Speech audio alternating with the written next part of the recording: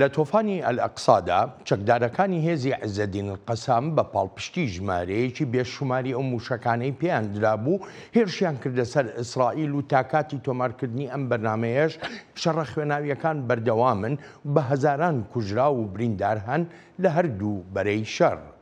ڕێکخراوی حەماس کە لە لیستی تێرۆریستاندایە و بە دەستێکی ئێرانیش دەزانرێت لە ناوچەکەدا لە ساڵی 2007دا دژی ڕێکخراوی فەتح دەوەستێتەوە و لە کەرتی غەزە خۆی جێگیر دەکات و فەرمانڕەوایەتیەکی ئاینی دەسەپێنێت و ژمارەیە لە بەرپرسانی فەتح لەو ناوچەیە دەکوژێت و هەندێکیشیان بە سوکایەتی پێکردنەوە دەنێرێتەوە بۆ شاری ڕامەڵڵا لە کەناری ڕۆژاوا. هێرشەکەی ڕۆژی حوتی مانگی دەی حەماس بۆ سەر ئیسرائیل وەک زۆرێک لە شیکەرەوەی عەرەب ئاماژەی پێ دەکەن هیچ ئاماجێکی سیاسی و لەشکریانەی تیادا نابینن و کوڕیش ناکەن لەوەی هێرشێکی بە بەرنامە بووە و هیچ بە دووریشی نازانن. هەندێک وڵات ڕاستەوخۆیان ناڕاستەوخۆ دەستیان هەبوو بێ لەو هێرشەدا. ئیسرائیل نەک هەر لە ڕێی هێرشە ئاسمانیەکانیەوە بەڵکو دەشخوازێت لە ڕێی هێرشی زەمینیەوە کۆتایی بە حەماس بێنێ. بەڵام لێرەدا پرسیارەوەیە ئەگەر کۆتایی بە حەماس و لایەنە توندڕەوەکانی تری شێنران لەم قەیرانەدا ئایا دەستێوەردانەکان و هاندانەکان بۆ توندوتیژی زیاتر کۆتاییان پێدێت؟ یان ئەگەر حەماس خرایە دەرەوەی دیمەنە سیاسیەکانەوە ئایا دەکرێت وەک ئاماژەیەک لێی بڕوانرێ بۆ کۆتایی هێنان بە دیاردەی توندڕەوی لە ناو فەلەستینیەکاندا؟ وەک دەگوترێ کات لە کارترازە حەماس و حەماسیەکان گورزی خۆیان وەشاند و ئیسرائیلیش هەر هیچ نەبێ ئەوەی تا ئێستا بینیمانە دەستی خۆی لێ نەپاراستون و ئێجگار تووڕەشە. سەرۆکوەزیری ئیسرائیل دەڵێ بەرەنجامی ئەم شەڕە نەخشەیەکی نوێ لە ناوچەکەدا دێنێتە ئاراوە، بەڵام ناڵێت سنوورەکانی ئەو نەخشە نوێیە لەکوێوە تا کوێ دەگرێتەوە. هەموو ئەگەرەکان وەک بەرەنجام و لێکەوتەکانی ئەم شەڕە کراون و بەڵام درێژەکێشانی شەڕ دەشێ هۆکار بێ بۆ سنووردارکردنی ئامانجەکان و جێبەجێکردنی بڕیارەکانی چەند ڕۆژی ڕابردوو. کێش دەزانێ لەوانەیە ژمارەیە ئامانجی تر بێنە ئاراوە کە پێشتر بە هیچ شێوەیەک نە لە بەرنامەدا بووە و نەبیریشی لێکراوەتەوە. خۆش هاتنەوە بۆ چاوی واشنتن.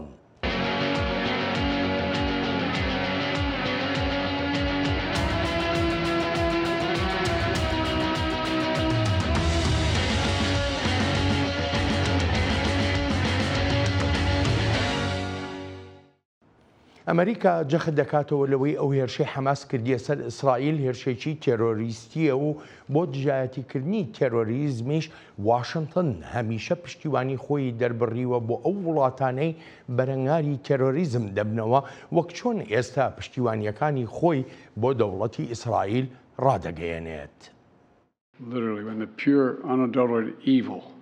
کاتێک بەدکاران شەڕ دەنێنەوە لەم جیهانەدا وەک ئەوەی کاتێک کە بەدکاریەکی ڕون و ئاشکرە بەسەر ئەم جیهانەدا بڵاو دەبێتەوە ئەوە ڕوودەدات کە خەڵکی ئیسرائیل لە ماوەی ڕابردوو بینیان بەدەستی ڕێکخراوە ترۆریستەکەی حەماس.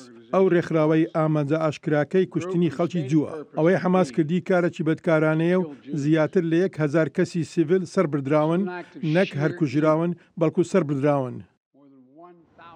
وەک واشنتن جەختی لێ دەکاتەوە هەر تەنها دابینکردنی یارمەتی و کۆمەکەکان گرنگ نین لەم شەڕەدا بەڵکو خێراگەیاندنی یارمەتیەکان و هەروەهاش تێگەیشتن لەوەی جموجۆڵ و کارەکانی حەماس ناچنە خانەی نوێنەرایەتیکردنی گەلی فەلەستینەوە.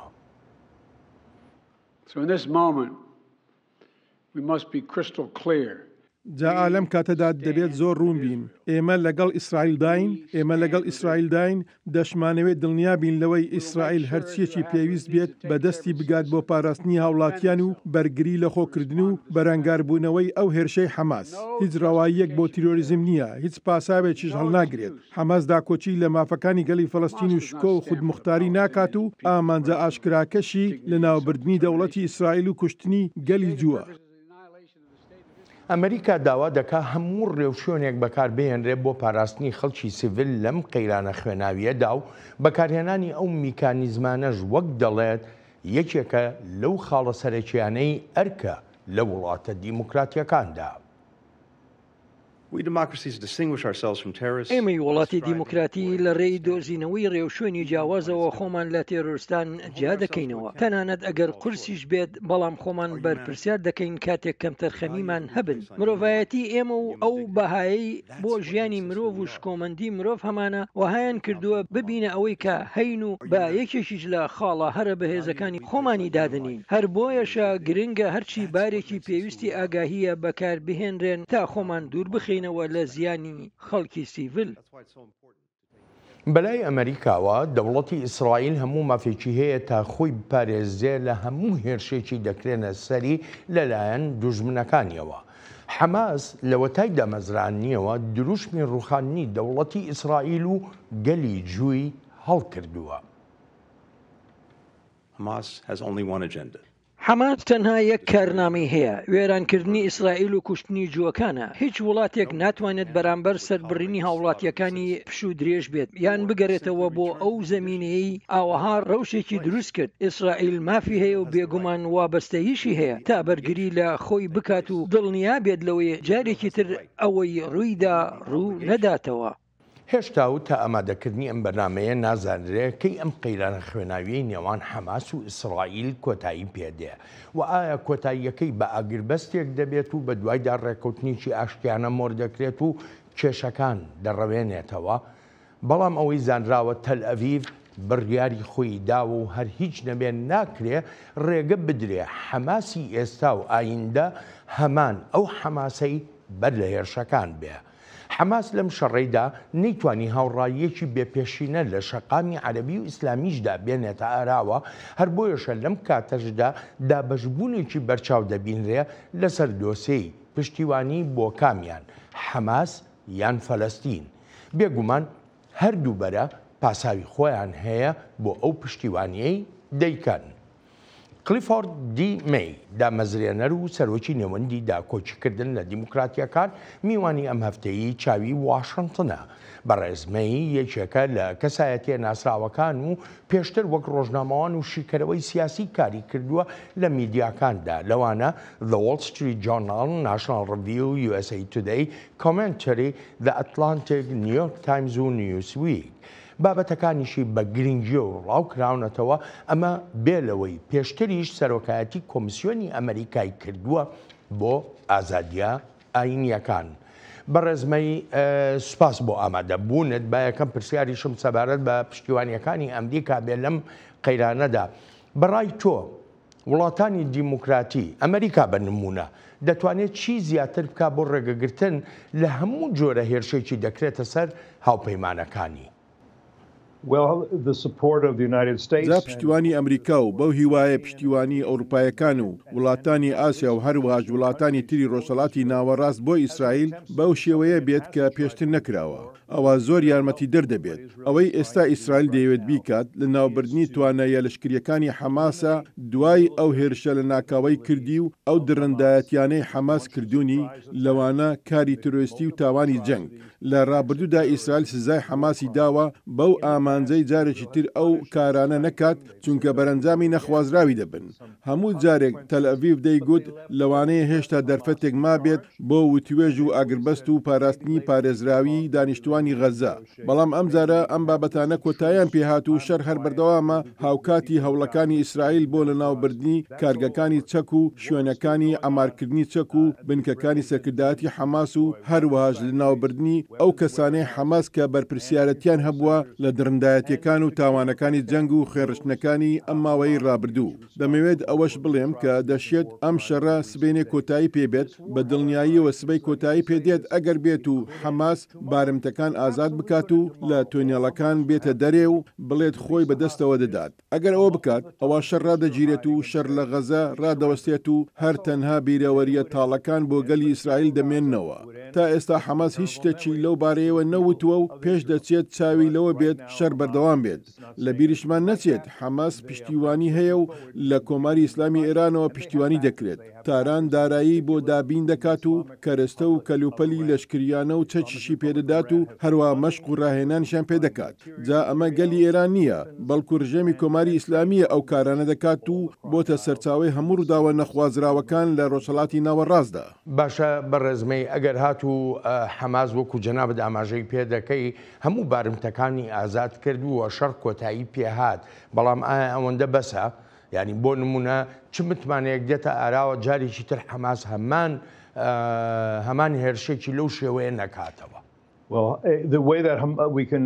ئەو ڕێگەیە کە جیهان و ئیسرائیلش دڵنیا بن لەوەی حەماس ئەوە دووبارە نەکاتەوە تەنها ئەوەیە کە بە تەواوەتی تواناییە لەشکریەکانی حەماس لە ناو ببرێن و بە هەمان شێوەش لە ناوبردنی سەرکردایەتەکەی. بەڵام ئەمە بەو مانایە نییە کە ئیتر ئاشتی لە ڕۆژهەڵاتی ناوەڕاستدا بەرقەرار دەبێت، چونکە هێشتا کۆماری ئیسلامی ئێران هەیە لەو ناوچەیەدا و حەزبوڵڵای لە لوبنان داکوتاوە و وەک دەزانین کۆنتترۆلی لوبنانیشی کردووە و نێزیکەی 150,000 مۆشەکی داناوە دژ بە ئیسرائیل. میلیشیا شیعەکانی عێراقیش هەن و لەژێر کۆنتترۆلی ڕژێمی ئێراندان. ئێران یارمەتی ڕژێمەکەی بەشار ئەسەد دەدات شان بەشانی رووسیا و ئەمەش بۆتە مایە کوژرانی زیاتر لە 500,000 کەس لە سووریادا و ئاوارەبوونی بە ملیۆنان کەس. ئێستاش جارشتر ئەو ڕژێمەی ئەسەد هێزی پێدراوەتەوە لەلایەن کۆمکاری عەرەب و هەندێک وڵاتی ترەوە. ئەلبەت ئەو بژاندنەوەی ئەسەد بەهۆی یارمەتیەکانی کۆماری ئیسلامی و رووسیاوە بووە. جاتە ئەو شوێنەی ڕژێمێکت هەبێت لە ئێراندا شۆڕش هەناردە بکات و ئیمپریالیزمی بێت و خواستی نەخوازراوی هەبێت بۆ ناوچەکە و هەژمونی خۆی بسەپێنێت بەسەر هەندێک لە ڕژێمە عەرەبەکاندا. ئەوە چاوەڕوانی ئاشتێکی هەمیشەیی ناکرێت. لە ڕۆژهەڵاتی ناوەڕاست نەتەوەیەکی وەک کوردت هەیە و یەکێکیشە لە نەتەوە دێرینەکان و هەتا ئێستاش وڵاتی خۆی نییە. لەوانەیە ڕۆژێک ببێتە خاوەنی دەوڵەت و من بۆ خۆم زۆر پشتیوانی لێ دەکەم، بەڵام ئەوە کۆماری ئیسلامیە کە دەیەوێت هەموو ڕۆژهەڵاتی نێوەڕاست بخاتە ژێر ڕچێفی خۆیەوە. کۆماری ئیسلامی و حەماس نانەوێت ئیسرائیل و گەلی جوو بخەنە ژێر هەژمونی خۆیان، بەڵکو دایانەوێت لە ناویان بەرن و دایانەوێت جووەکان کۆمەڵکوژ بکەن. جا زۆر بە ڕاشکاوانەش باسی دەکەن. ئیسرائیل لەو پەیامانە تێگەیشتووە، بەڵام لە دەرەوەی ئیسرائیل هێشتاش هەندێک کەس بە تەواوەتی لەو پەیامانە تێنەگەیشتوون. باشە بۆچێت تا ئێستا بەڕێوەبەرایەتی نەگەیشتوتە ئەو بەرەنجامە کە بڵێ بەڵێ بەڵگەیەکی کۆنکریتی هەیە کە کۆماری ئیسلامی ئێران دەستی هەبوو لەم هێرشەدا بە پێچەوانەوە. ئێمە دواتر لەم بەرنامەیەشدا ئاماژەی پێ دەکەین لە لێدوانەکانی کاربەدەستانی ئەمریکایی و ئەوروپاییشدا. با دوو بابەت هەن لەسەر ئەمە بیان لێم. یەکێکیان ئەوەیە کە تەنانەت ئەگەر کۆماری ئیسلامی بەرپرسیار نەبێت لەو هێرشەی حەماس، تەنانەت ئەگەر بەردەوام وهاش بگوترێت، بەڵام ئەوە چەندان ساڵە ئاراستەی حەماس دەکات و چەچی دەداتێ و مەشق و ڕاهێنانیشی پێدەکات. ئەوە شتێکی زانراوە و کەسیش گومانی لەسەر نییە. سەرکردەکانی پاسدارانی شۆڕشی ئیسلامی و هێزی قودس لە بەیروت لەگەڵ حیزبوڵڵا و حەماسیشدا کۆبوونەتەوە. جالۆ کۆبوونەوانەدا چی باسکراوە ڕێک نازانین، بەڵام بە پێی راپۆرتەکان بەڵێ زانیاری تۆکمە هەن کە دەستیان هەبووە لەو هێرشەدا و بە دڵنیاییەوە چرای سەوزیان بۆ هەڵکردووە و لەوانەشە هانیشیان دابێت. لەوانەیە هەندێک لە دامەزراوەکانی حەماس وتبیان نا با ئێستا ئەو کارە نەکەین و کاتەکەی گونجاو نییە. بە دڵنیاییەوە حیزبوڵڵا هەرگیز نایەوێت وها بە سەرکردەکانی خۆی بڵێت لە تاران. جا لەسەر پرسیارەکەت و بۆچی بەڕێوەبەراتی ئەمریکای یان ئەوروپایەکان وها ناڵێن، لەوانەیە سیاسەتی ئەم بەڕێوەبەراتیە بەو شێوەیە بێت کە هەیە و هەندێک کە مکوڕی تێدا بێت. ینی وەک ئەوەی سەروەختی ترام نییە کە بەرزترین ئاسی فشاری سەپان بەسەر کۆماری ئیسلامیدا، کەچی ئەم بەڕێوەبەراتیە شتێک زیاتر لە 6 ملیار دۆلار بۆ ئێران ئازاد کرد لە بەرامبەر ئازادکردنی 5 کەسی بە بارمتە گیراو. جادانی پارە لە بری بارمتەکان بیرۆکەیەکی باش نییە و هاندەر دەبێت لانی تریش هەمان ئەو ڕەفتارە بکەن. ئەوەتە ئێستا حەماس بارمتەی ئەمریکایی و هاوڵاتیانی وڵاتی تریشی لەلایە. جا هیچ بەڕێوەبەراتیەک نایەت بڵێت پلانەکانی یان استراتیجیەکانی سەرکەوتوو نەبوون. من وەک خۆم دەڵێم ئەو زۆرە سیاسەت و استراتیژیانە شکستیان خواردووە. لەوانەیە کاربەدەستانی بەڕێوەبەراتی بێن و بڵێن هەوڵمانداوە ویستومانە کارێک بکرێت و شتەکان بە ئاقارێکی تردا ببرێن. جا لەو هەوڵانە و لەو لێدوانانە گرنگتر لای من ئەوەیە ڕژێمی ئێران وەخۆی بناسرێت. بەڕێزمەی بەرلەوەی بچمە بەشی دووەمی بەرنامەکەمان یەک پرسیاری تر زۆر گرنگە بەلامەوە بیزانم بەڕاستی زۆرێک لە دۆستەکانی حەماس لەو ناوچەی جیانە ئەیانێ وها وێنای ئەم شەڕە بکەن کە شەڕەکە دژی کۆمەڵگەی مسلمان یا کۆمەڵگەی ئیسلامی لە ناوچەکەدا. هەندێکی تریش لە نێرانی حەماس ینی نیان شاردۆتەوە کە هەڵەیەکی کوشندەی ڕێکخراوێکی تێرۆریستی بووە وهای کردو ئەم قەیرانە دروست ببێ. لای تۆ کامیانە؟ ئیسرائیلیەکان هەڵەیەکی گەورەیان کرد. هەڵەکەش بریتە لەوەی وهای دانابوو کە حەماس جێی بایەخی دانیشتوانی غەزەیە. ئەمەش یانی دەوڵەتی جوو نەیویستووە قەیرانی زیاتر لە غەزە هەبێت. ئیسرائیل ڕۆژانە ڕێگای داوە 17,000 کەس لە فەڵەستینیەکانی غەزە بچنە ئیسرائیلەوە بۆ کارکردن و لەوێش موچەیەکی زۆر باشیشیان هەبووە لە کاتێکدا لە غەزەی ژێردەستی حەماسدا دەرفەتی کاریان نەبووە. بێلەوە ئیسرائیل هەمیشە وتوێتی دەکرێت ڕۆژانە پێشوازی لە 30,000 کارگوزاری فەڵەستینی بکرێت لە غەزەوە. بێلەوە ئیسرائیل وزەی ئەلکتریک دەدات بە غەزە. جا ئایا پێویست دەکات ئیسرائیل ئەوە بکات لە کاتێکدا لە ساڵی 2005ەوە لە غەزە کشاوەتەوە؟ شتێکتر هەیە و دەبێت باسی بکەم. ئیسرائیل پرۆژەی ئاوی هەبووە لە کەرتی غەزە کەچی حەماس بۆ ڕێەکانی دەردەهێنا و بۆ دروستکردنی مۆشک بەکاری دەهێنان. لەگەڵ هەموو ئەمانەدا هێشتاش ئیسرائیل دەیگوت دەشێت حەماس شتێکی باش بکات و بە تەنگ خەڵکی غەزەوە بێت. ئەمە ئەوەیە کە دەڵێم بەڵێ ئیسرائیل لەو هەڵسەنگاندنانەیدا هەڵە بووە. ئەنجامەکەشی وەک لەم 1-2 هەفتەی ڕابردوودا بینیمان. کوشتن و دەستدرێژکردن و کۆمەڵکوژی ژنان و پیاوان و مناڵانی ئیسرائیل بوو. ئەوەی ڕوویدا هەر تەنها کارێکی تۆریستی نەبوو بەڵکو ژەنۆسایدیشە. جا وەک کۆماری ئیسلامی لە ساڵی 1970ەوە دەڵێت مەرگ بۆ ئیسرائیل یان مەرگ بۆ ئەمریکا. ئەوە هەر دروشم نییە بەڵکو بەرنامەی کارێتی هەرچەندە ئەوە خەونەوە بۆی بەدینایەت. ئیدی بۆیە دەبینیت حەماس لە غەزە بەهێز دەکات و پشتیوانی لێ دەکات یان حیزبوڵە لە لوبنان و ملیشا شیعەکان و هەندێکیش لە پاسداران لە سووریا و جیهادی ئیسلامی و ئەو شتانە دەچێنێت لە چواردەوری ئیسرائیل. سڕینەوەی ئیسرائیل لە نەخشەدا ئەمە شتێک نییە من وها بڵێم بەڵکو ئێران و حەماس و جیهادی ئیسلامی و حیزبوڵە و ملیشا شیعەکانی سەر بە ئێران خۆیان وها دەڵێن. بەڕێزمەی من دەگەڕێمەوە بۆلات. هێرشەکەی حەماس بووە هۆکاری ئەوەی دەوڵەت و لەشکری ئیسرائیلیش بە توندی بێنە دەنگ و زەبرێکی قورسیش لە کەرتی غەزە بدەن کە حەماس تیایدا باڵادەستە. نوکوڕی ناکرێت لەوەی لەو هێرشانەی ئیسرائیلدا زیانی گیانی خەڵکی سیڤیلیش هەبووە. ئێمە زۆر بە ئاگاهیەوە کردەکانی خۆمان دەکەین. هێزی بەرگری ئیسرائیل هەموو میکانزمێک بەکاردەهێنێت تا زیان کەوتن لە نێو دانیشتواندا کەم ببێتەوە. بۆ نمونە و بەرهەمهێنانێکی زۆر کراوە لە کۆکردنەوەی زانیاریەکاندا و هەوڵ دەدەین دوژمن لە دانیشتوانی سیڤیل جیا بکەینەوە. هەوڵ دەدەین دانیشتوانی سیڤیل لە شوێنی شەڕەکان بجێزرێنەوە. ئاگاهی دەدەین بە دانیشتوان و هەروەهاش چاودێری ڕەوشی مرۆیش دەکەین. بەڵام ئیسرائیلدا کۆچی لەگەلی خۆی دەکات و هەرچیەکیشی لە توانادا بێت دەیکات و بە مستێکی پۆڵاینەوە شتەکان دەگۆڕێت. وەک گەورە کاربەدەستانی ئیسرائیل دەڵێن ئەم شەڕە کارێکی ئاسان نییە، بەڵام ئەوەی ئاشکرایە لەم شەڕەدا سەرکەوتنی کۆتاییە.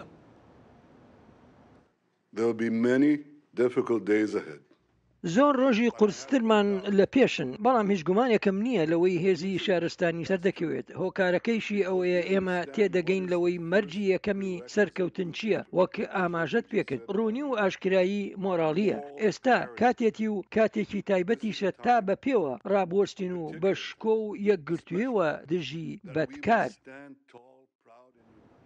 هاوشێوەی ئەمریکا یەکێتی ئەوروپاش پشتیوانیەکی تەواوەتی بۆ ئیسرائیل ڕاگەیاندووە.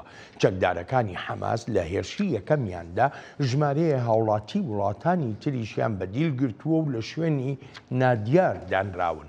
ئەمەش نیگەرانیەکی گەورەی لە کۆمەڵگەی نێونەتەوەیی داهێناوەتە ئاراوە. ڕۆژی حوتی مانگیدا ئەو ڕۆژەیە وەک شەرمەزاریەک لە جیهاندا دەمێنێتەوە.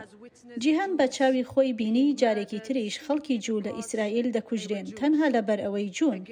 لێرەین لەگەڵ سەرۆکی ئەنجومەنی ئۆروپا و سەرۆکی کۆمسیۆنی ئۆروپا و هەروەها لەگەڵ ئێوەشدا پێکەوە هاوسۆزی خۆمان دەردەبڕین بۆ سەرکۆنەکردنی کاری تۆقینەرانەی تێرۆریستان و هەروەها داواش دەکەین دەست بەجێ بارمتەکان ئازاد بکرێن.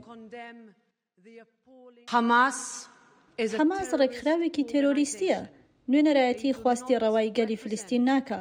پێشنیازێکی نییە بۆ چارەسەر، بەڵکو خوێن دەڕێژێت.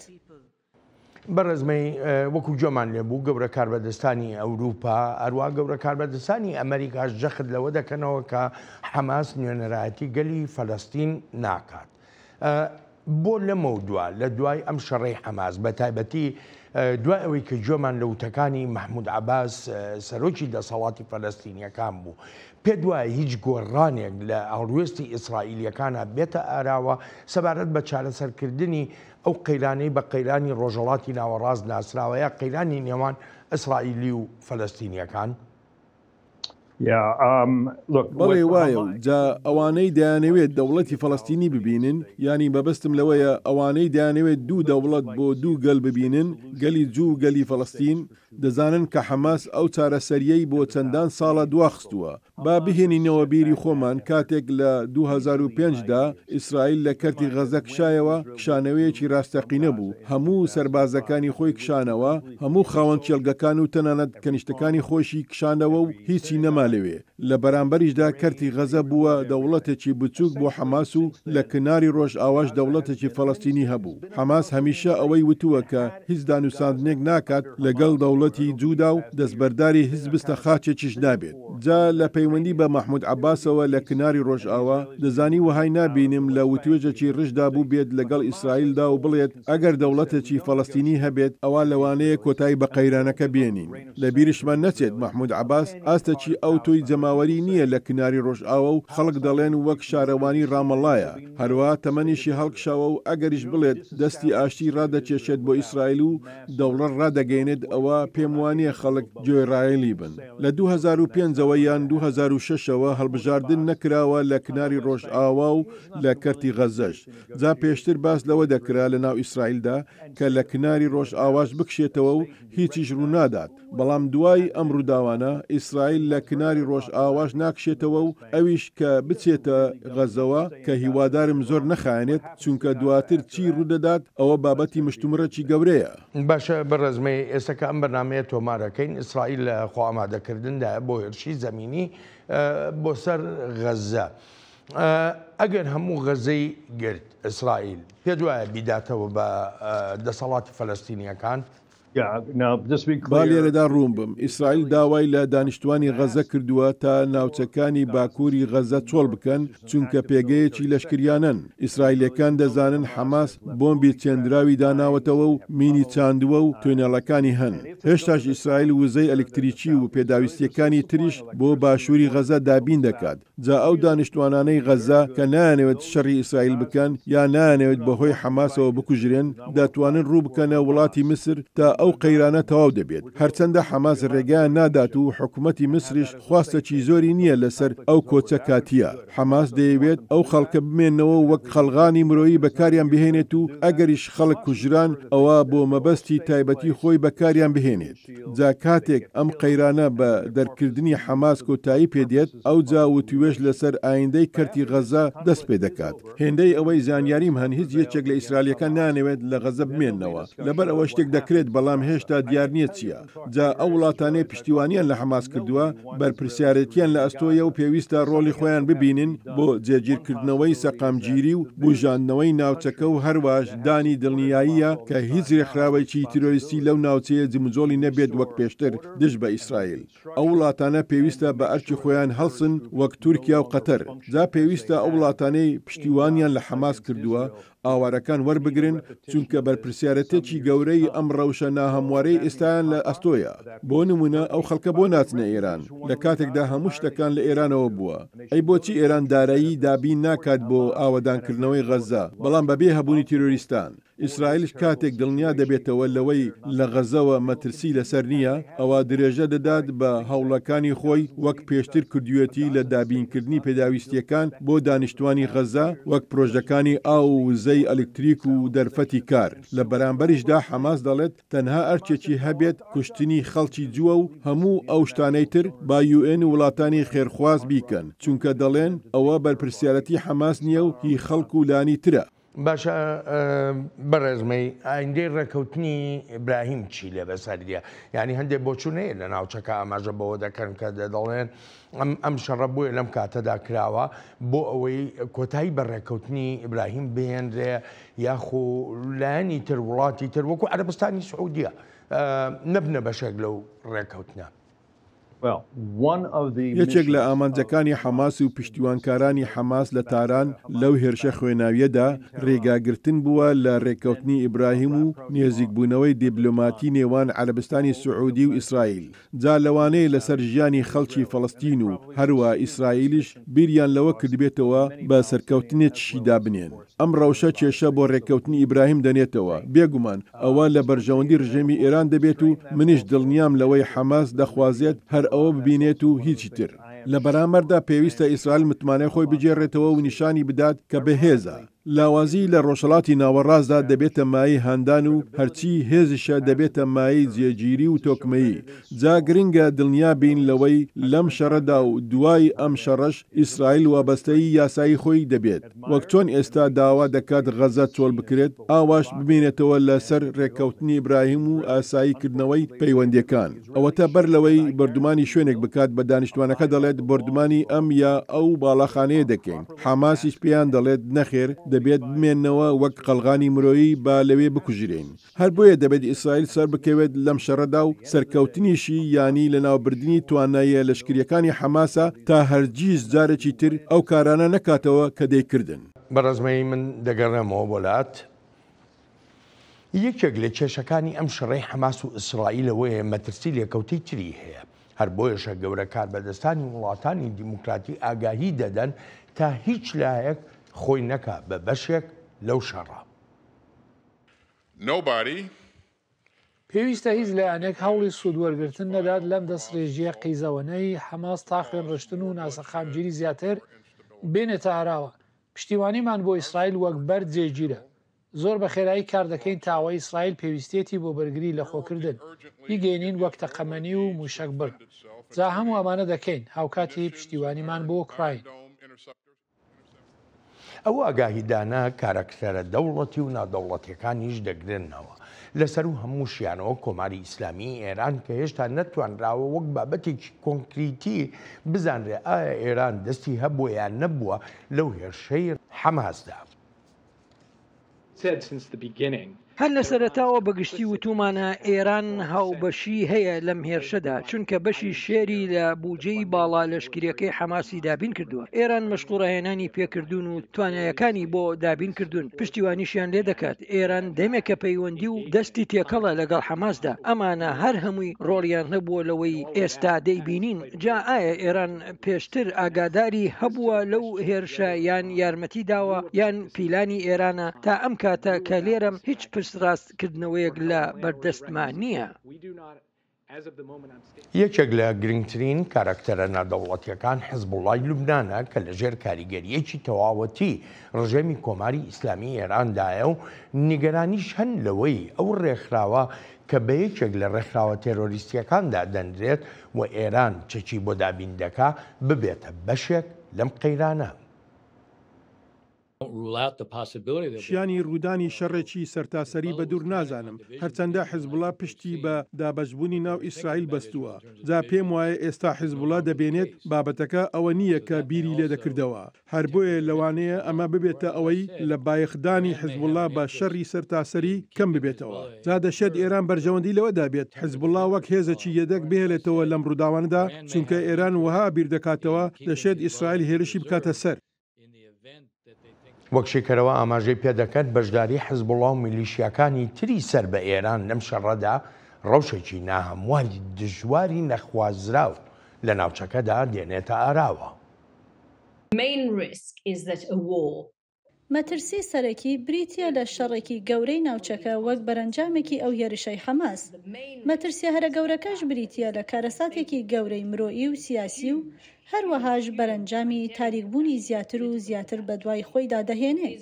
ئەگەر هێزی تر بێنە قەیرانەکەوە و شتەکان تاکلایەنە بکرێن بەبێ هەبوونی هاوڕایی و تێکرایەکی بەرفراوان ئەوە دەشێ بەرەنجامی زۆر خوێناوی تری هەبێت.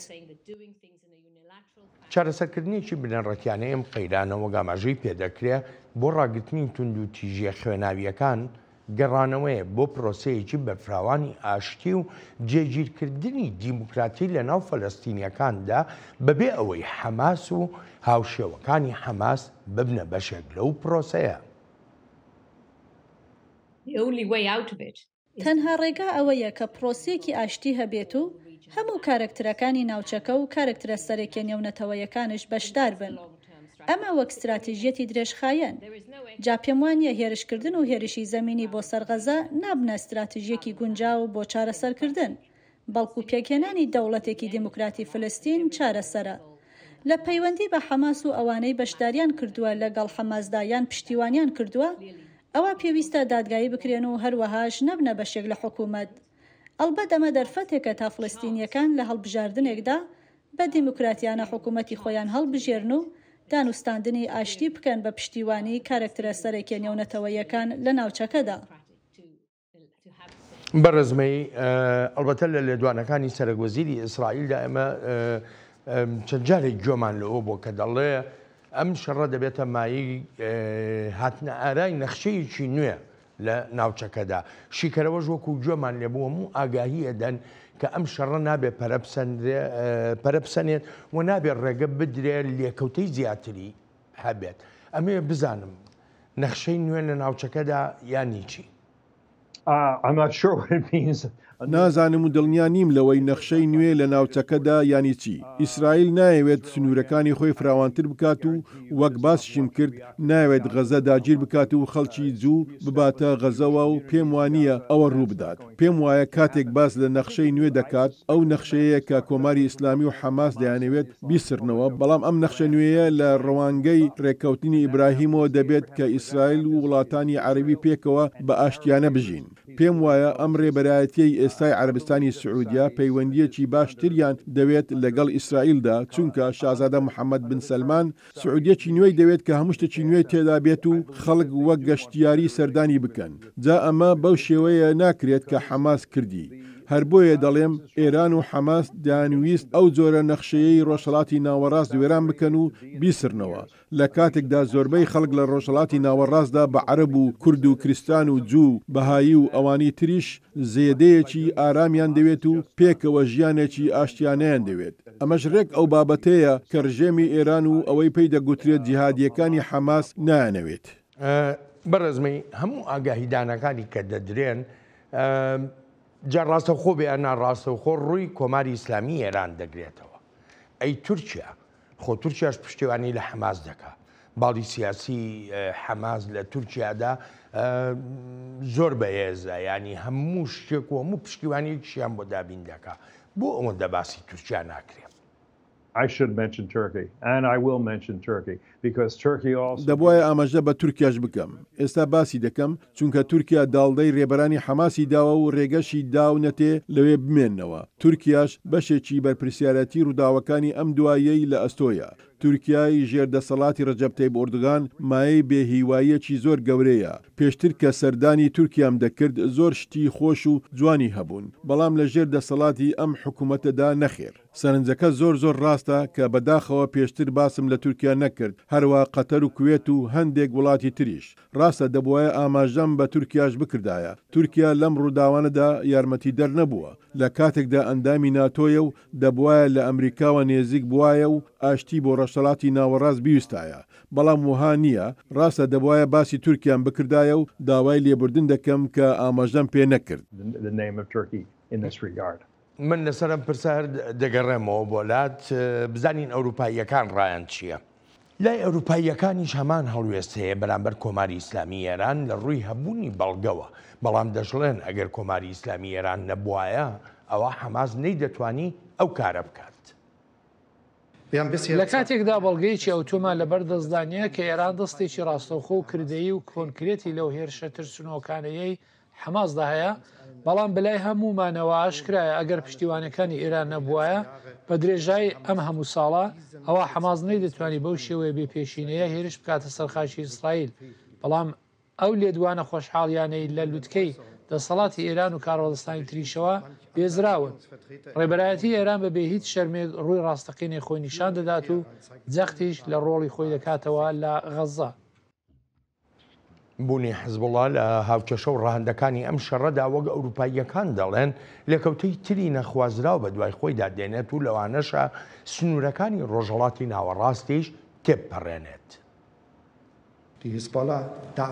نابێت حیزبوڵڵا بچێتە ناو ئەو شەڕەوە چونکە ئەمە ڕەوایی دەدات بە وەڵامی توندی ئیسرائیل.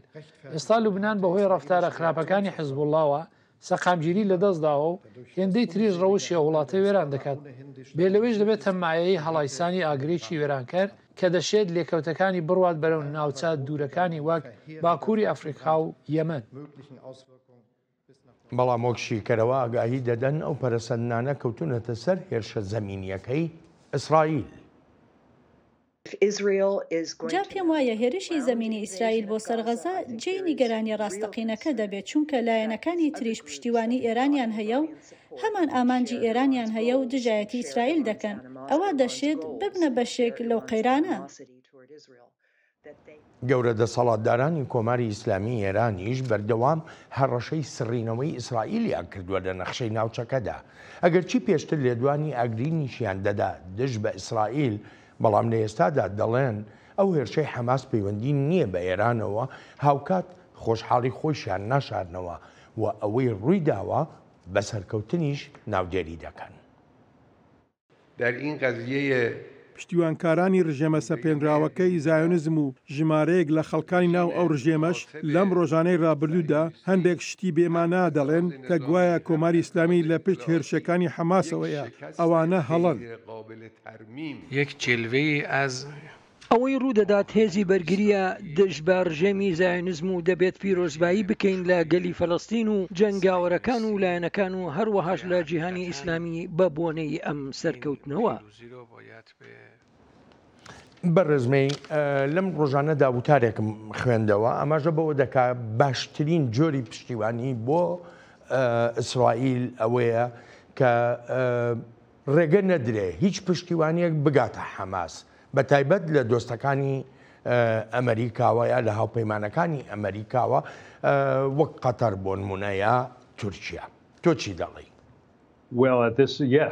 بەڵێ بەبێ هیچ چەند و چۆنێک وایە. پێم وایە پێویستە دیبلۆماتەکانی ئەمریکا بە دیبلۆماتکارانی تورکیا و قەتەرش بڵێن نابێت ئەو پشتیوانیانەی حەماس بکەن، نابێت ئەندامانی حەماس لە وڵاتەکەداندا بن و پارەشیان بدەنێ. جابا ئەوەش بڵێم بۆ نمونە کاتێک قەتەر پارەی داوە بە حەماس لەوانەیە وەهای بیر لێکردبێتەوە ئەو پارانە دەچن بۆ پارەپێدان و ئاوەدانکردنەوە و کەوتبێتە ژێر باری ئەوەی وەک حەماس دەیگوت غەزە گەمارۆ دراوە. بەڵام بە وردی سەیریان نەکردووە ئەو پارانە دراون بەچی یا بۆ چ شتێک بەکارهێنراون. هەرچەندە بۆ خۆم ئەوە نابینم غەزە گەمارۆ درابێت لەلایەن ئیسرائیلەوە. ئەگەر وەها بواە ئەی ئەو هەموو چەکە چۆن گەیشتە غەزە، یان ئیسرائیل کاتێک پێداویستیەکانی دانیشتوانی غەزەی دابین دەکرد وەک وتم ئەلکتریک و ئاوی خواردنەوە و نەخۆشخانە، تەنانەت هەندێک لە سەرکردەکانی حەماس چوونەتە ناو ئیسرائیلەوە و تەلەڤیڤ وهای لێ ڕوانیوە کە دەشێت ئەو پەیوەندیە یارمەتی دەربێت بۆ ئاشتی. جا بەڵێ پێویستە ئەمریکا زۆر تون بێت لەسەر قەتەر و بێگومان لەسەر تورکیا و هاوپەیمانەکانی تریشمان و پێیان بڵێت پێویستە لەگەڵ ئێمە بن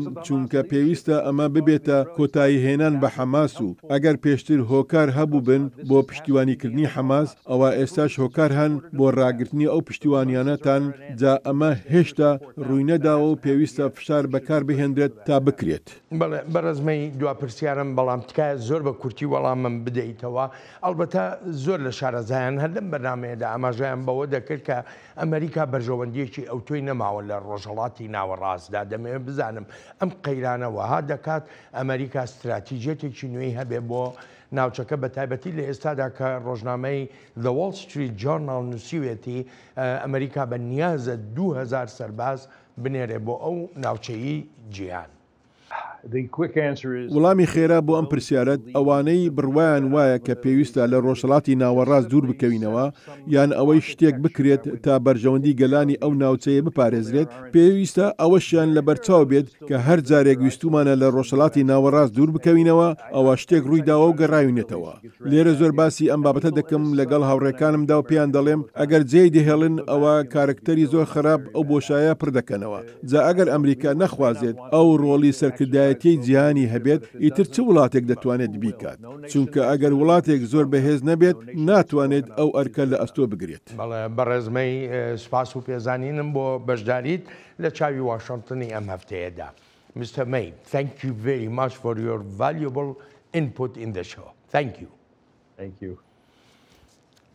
ئەڵبەتە ئازیزانم سپاسی بێپایانم بۆ ئەوەی خۆشەویستە کە تا ئێستا لەگەڵماندا بوون. تا هەفتەی ئایندە چاوێکی نوێی واشنگتن ڕێز و خۆشەویستی ستافی بەرنامە هەروەهی خۆیشم بەڵێن ساڵح پەسەند بفەرمونون هەر لە خۆشیە جێتان بێ.